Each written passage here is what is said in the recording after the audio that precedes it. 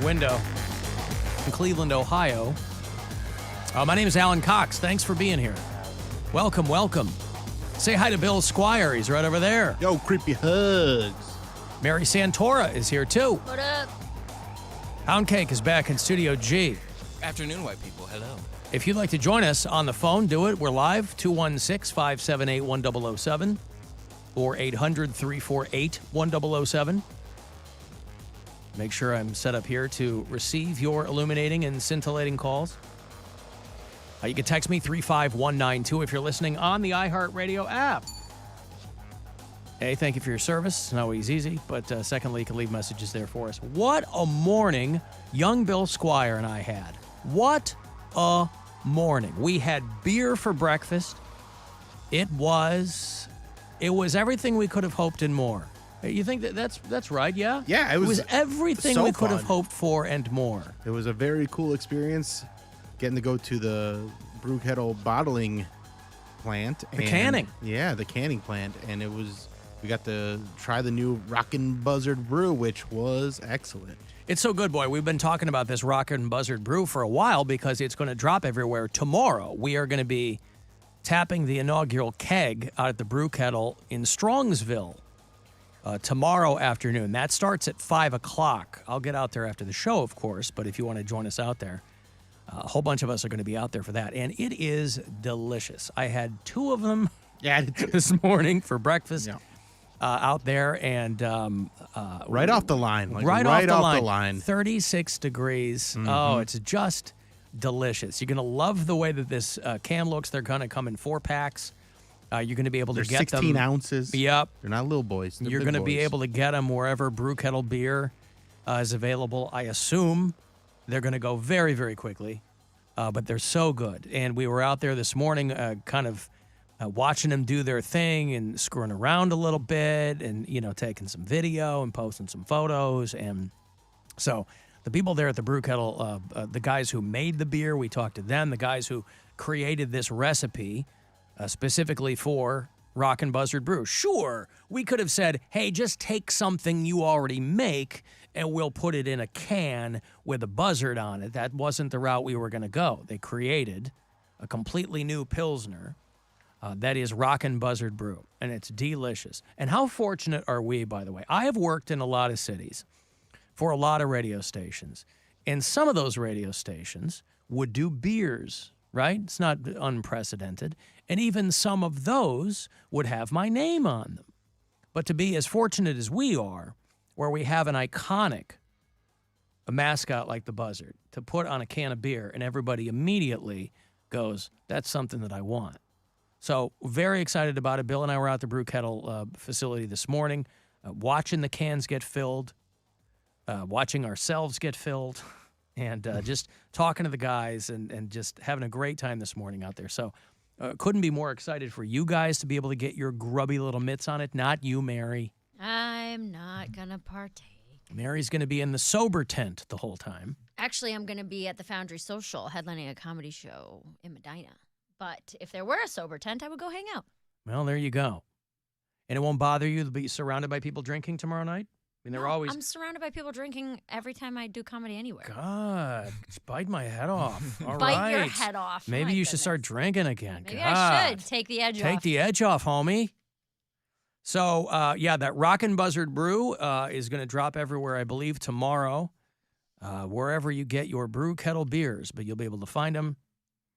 I imagine that they will. They'll sell very, very quickly. We haven't done a Buzzard Brew. I think the best place to go is to the Brew Kettle in Strongsville because they have to distribute them out to different like Giant Eagles and stuff like that, and that's going to take a little bit. Yeah. So join us tomorrow afternoon. Yeah. The inaugural rollout is going to be tomorrow afternoon. It will be from 5 to 8. Obviously, we'll be on the air for a little bit, but I'm sure a bunch of other people will be showing up, and I'll make it down there after the show. And we'll tip a couple of them because they are delicious. On my way to a Brew Kettle facility, because that's out in Middleburg Heights, on my way out there this morning, I right there at Brook Park in 161. You ever eaten at Captain Taco? It's right there on the... You been to Captain Taco? It's by the airport. I've seen it my whole life. I have never been brave enough to go in there. What do you mean brave? It looks delicious. I mean, it's a tiny little taco stand. Yeah, well, it's a restaurant. I mean, it's, but here's the best part. I've never eaten there. First of all, not Captain, like Captain Crunch, C-A-P'-N. That's my preferred Captain. Captain Taco, right there. Just to get your mouth watering, the awning of the restaurant says, California Restaurant Systems.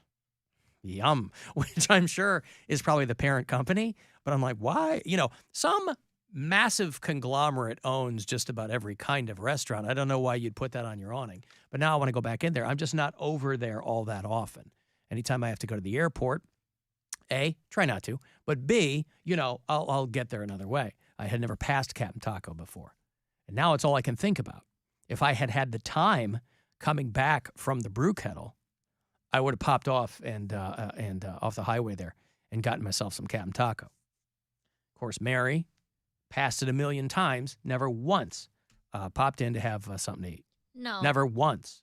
Because that stretch of Brook Park Road it's kind of sketchy. It's like that taco place, 5 or 10 strip clubs. That's where the food's, but those strip clubs are all shut down. They're not, though. Gigi's, that place doesn't look open. They look shut down, but well, they are not. But the Marquis got, there's grass in the parking lot, and the Marquis got letters hanging from it. Those places can't possibly be open. They are open. There's no way. Those places are open. They've looked like that. Like I said, I used to live right by the airport. They've looked like that my whole life. And then, also over there, all the, old hotels are boarded up. What's the matter with it? Gigi Lounge is permanently closed. There's no way the place, the way that place looked, that it was still open. Shh. Yeah, but there's also, 8 strip clubs on that stretch alone. Maybe not understood. 8. There's, 5. Yeah. It's just never an area I felt great in. There's also some... But that's where the taco joints are going to be the best. You think? Yes. Every sketchy neighborhood. When we lived in Tremont in Ohio City, when I first came to Cleveland, and not fun Tremont in Ohio City now. I'm talking about 14, 13 years ago, Tremont in Ohio City, where people were still having, people were climbing in their bedroom windows to rob them. The best food was in those little places that you were terrified to walk in. You're like, yes, because it has to be, because they're desperate to get people in there. They're like, we've got to make this good. So why does this window have fog on it and it's May? Well, that's not fog. That's just, we don't know what that is. It's just crud. You can't see inside. What? You know how there's windows, in one of those little hood places where it looks like there's fog. It's like the window hasn't been washed in years. Right. Yeah, I'm just saying. It's not fog. It's just an old dirty window. It's just an old dirty window. Uh-huh. I've seen many of those. It's just along the bottom of the window, and you see just a little bit inside. I'm like, ugh, that's definitely grease. That's dust. That's whatever has not been cleaned. You feel compelled to kind of pull over, don't you, and knock on the door and go, hey, if you give me $50, I'll clean your windows. Well, it's like that old saying when you go into a Chinese restaurant and the menu's all discolored, the food's going to be the best. I consider it the same thing with You know that old saying about discolored Chinese menus being the best? Yeah. Well, but that's what the light is all out. You're picking up what I'm laying down here. Mm-hmm. I mean, it's those kinds of, Mary might call it sketchy, but you get in there and you're like, man, this is good. So good.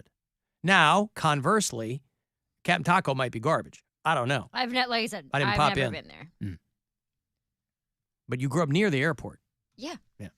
Yeah, for sure. But not Captain Taco. No. Absolutely not. What was the go-to Santora family taco joint? Taco Bell. We would Taco not. Dude, Bell? We had 7 kids or It's 7 cheap. family 'Cause it was members. cheap. Okay. And my dad was the only one who worked. So we were feeding 7 people Yeah, on but it's not like these. $40,000 a year. But it's not like a little hole in the wall is selling $8 tacos. I mean, Right, but it everybody's was- competing. It was also whatever's closest, most convenient, and cheapest. You Gotcha. can get. We used to kill Taco Bell.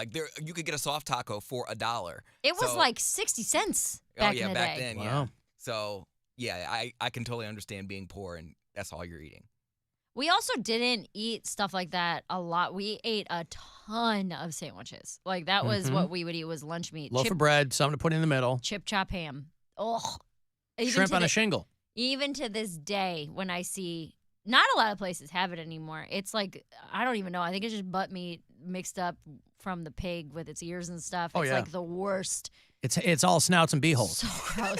But we would eat that because it was 89 cents a pound, and we would need 6 pounds of it to feed everybody for And the you day. never want to read the ingredients on those because they're really trying to dance around what it is. Right. Well, and trimmings and seasonings. You're like, oh, that doesn't sound good. we also And never seasonings doing a lot of heavy lifting there. we never got it from the grocery store. There was a what was it called before it was Dairy Mart? That was what it was before Circle K, right?